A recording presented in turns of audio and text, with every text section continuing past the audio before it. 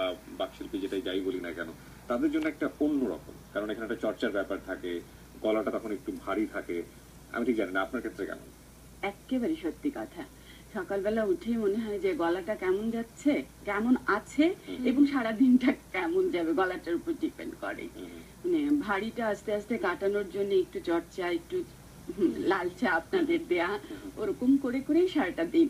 এমনিতে কোনো রেওয়াজ কি করা হয়? সাধারণত আমরা দেখি গানের ক্ষেত্রে বোধহয় এরকম একটা ব্যাপার আছে।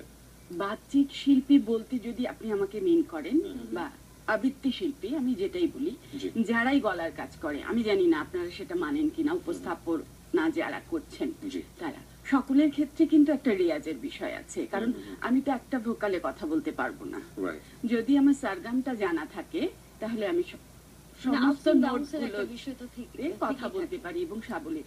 আর আমরা যখন ক্যামেরার সামনে বসি তখন আমরা বোধহয় একটা রোবট পর্যায়ে পড়ে যাই, Right. তখন আমরা মনোটোনাস এক স্কেলে কথা না, বলি। এই জিনিসটা কিন্তু মানে আমরা ঠিক জানি না, আমাদের প্রকৃতিগত ভাবেই আছে। কোন একটা বাচ্চাকে সামনে নিয়ে এসে যদি বলা হয় তুমি একটু দাঁড়াও আমি তোমার একটা ছবি তুলবো, তুমি স্টিভ হয়ে যায় সঙ্গে সঙ্গে, কিন্তু কেমন জানি মানে চোখ মুখ একদম খুব বেশি রোমান্টিক হয়ে যায়, খুবই কারণ ন্যাচারাল। মানুষ সচেতন হয়ে যায় ওই সময় যে আমাকে খুব ভালো হতে হবে। হ্যাঁ, আমাকে ভালো হতে হবে, আমাকে কেমন লাগছে আমি জানি না। রাইট। আমরা আপনার সম্পর্কে একটু ছোট করে আমাদের দর্শকদের প্রথমে বলে নিই, তারপরে আমরা আড্ডাতে ফিরি, সেটাই বরং ভালো হবে। দর্শক, প্রথমেই বলছিলাম যে আমাদের সঙ্গে যিনি রয়েছেন, নামটা আরো একবার বলছি, তিনি ঝর্ণা সরকার, একজন আবৃত্তি শিল্পী, প্রশিক্ষক এবং সংগঠক। তিনি আবৃত্তি চর্চার সাথে যুক্ত আছেন 80-র দশক থেকে। উদীচী এবং কণ্ঠশীলনে আবৃত্তির উপরে প্রশিক্ষণ নিয়েছেন দীর্ঘদিন। যৌথভাবে এ পর্যন্ত তার প্রায় 7টি আবৃত্তি অ্যালবাম প্রকাশিত হয়েছে। পরিবেশনার পাশাপাশি প্রশিক্ষক হিসেবেও কাজ করছেন তিনি।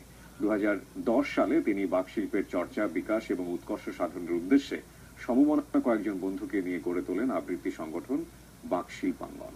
সংগঠনটি থেকে আবৃত্তি প্রযোজনার পাশাপাশি প্রমিত উচ্চারণ এবং আবৃত্তি শিক্ষা বিষয়ে শিক্ষা প্রদান করা হয়। নিজ ক্ষেত্রে অবদানের স্বীকৃতি হিসেবে পেয়েছেন অনন্যা শীর্ষ 10 পুরস্কার, মহিলা পরিষদ সম্মাননা। চলুন তার কাছে আমরা আবারও ফিরে যাই। আমরা বিশ্বাস করি যে প্রত্যেকটা